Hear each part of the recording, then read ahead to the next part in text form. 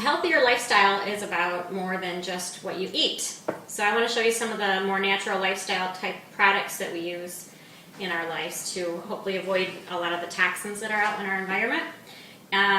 The first thing is I use coconut oil a lot on my skin, especially in the summer when my skin's extra dry, and I love the way it makes my skin feel once the grease dries up anyway. It is a little greasy at first, but it soaks in pretty well, and just be careful not to get it in your hair because you'll look like a grease ball. And then I've had to use like a little bit of baby powder to, my cameraman doesn't like that I use that word. Then I had to use a little baby powder to get it out of my hair so I didn't have to take a shower again. So I learned the hard way. So just don't let it get, I don't put it on my shoulders and stuff. But I love this stuff. Lots of nutrients are absorbed through your skin with the coconut oil. Sometimes when I'm feeling really cheap, I'll just grab whatever shampoo and conditioner I find at the store. But then other times when I think about all the rotten chemicals that are being absorbed through our scalp and our skin and everything, then I'll buy a little bit better products, the all natural stuff. But it's still really expensive. Let's see. Long time ago, years and years ago, I had these soap dispensers and I reuse them all the time with non-antibacterial soaps. So this is just plain old soap. Actually, only a little bit of it too, and a lot more water, and then the foam, you know, makes it so it's enough every time you wash your hands. We use fluoride-free toothpaste, apple cider vinegar. I love this stuff. It's amazing how healing it is. I have a post on my site that talks about how I got rid of my fungal infection with using this one time. I can say that on here, Cal. I already told the world about it on my post. The other thing that we do to avoid some toxins in our environment is I use cookware that has no Teflon or aluminum. So sometimes it's stoneware, sometimes it's glassware. I have a lot more glass bakeware, but it's all right now actually in the freezer with meals in it. I have lots of stainless steel pans. I'll put a link on the class notes for that too, where you can find it. I found a really good price on stainless steel pans. I don't use plastic much anymore. I'm trying to get away from using it, but it's so convenient. So sometimes I will use it to freeze things that are completely cool. I won't put anything even a little bit warm in baggies, but once it's all the way cool, I will use it sometimes in the freezer. It just stacks up so nice in there because I've always got my freezers jam-packed full of stuff. So these are some of the natural lifestyle products that we use here. There's just so many toxins, not just in our food, but everywhere in the environment. So every little bit helps. There's probably a lot of things that I haven't even figured out yet that aren't good for me because there's always something to worry about. But these are the things that we do so far.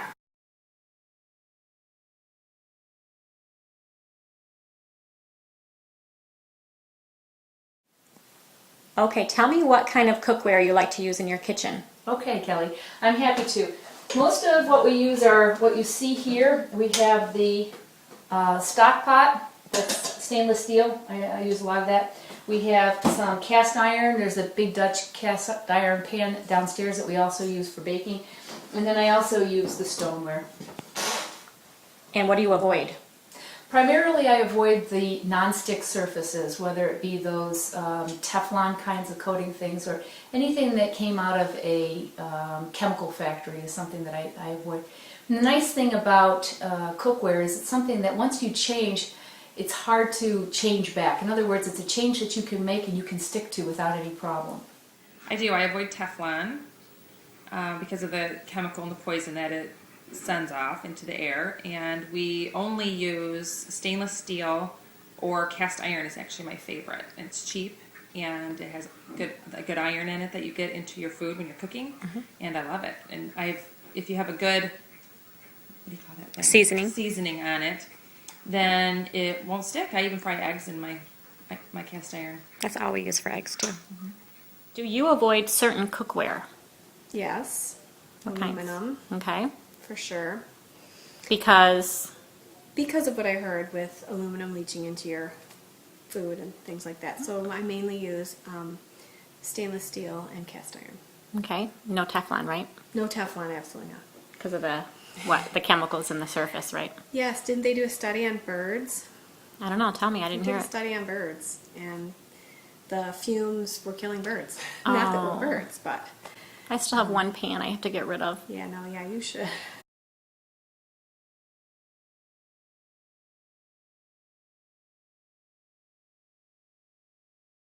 I have been trying very hard to store everything in bell jars, glass jars.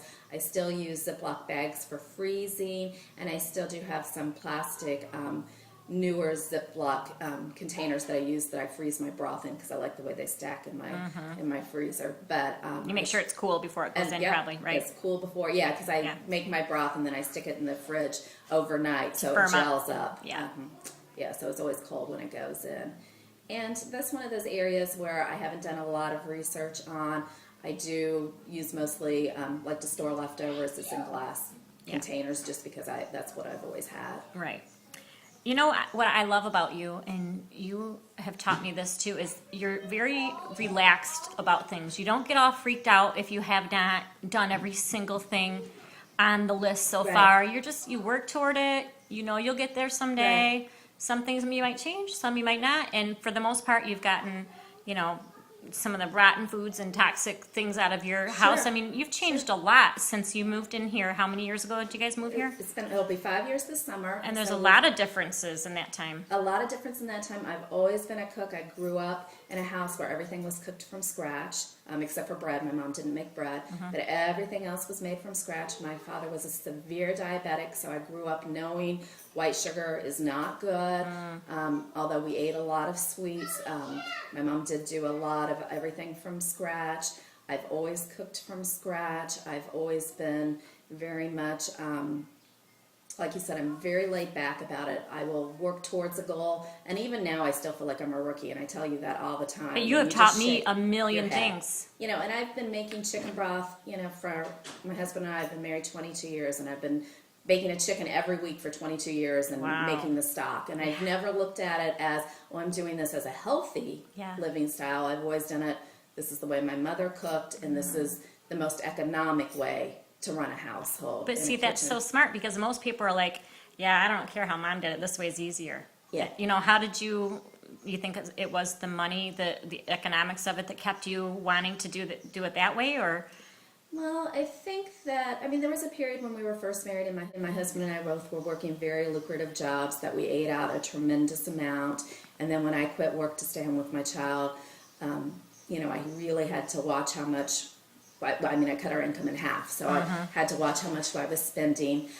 We were also very fortunate to live in an area. We lived in Atlanta, Georgia, so I had access to wonderful produce and farm meat year-round. So I was very blessed that way. So I think it's more that this is just the way I've always ate. Yeah. And it's only been probably since I've moved here that I've really started looking at labels. I think that as a rookie and as somebody that's starting this movement, you really have to set goals for yourself and perfect the one goal, and keep in mind all of the knowledge that you're acquiring, and work towards it. But do not beat yourself up because you cannot do everything to start off with, and you'll drive yourself crazy when you try to. And I think that that's really important to remember: is do the best that you can consistently, and then move on. And then if you have a week where you're sick or you're tired or you don't feel like baking your bread, give yourself a break. And there's decent, not good, but a decent, store brand you can have as a fallback method. And give yourself permission to every once in a while take a breather, because you do, even when you've been doing this for years, you do get to times where you think, if I have to make another loaf of bread, Yeah. I'm going to pull my hair out. Yeah. So I That's think good advice.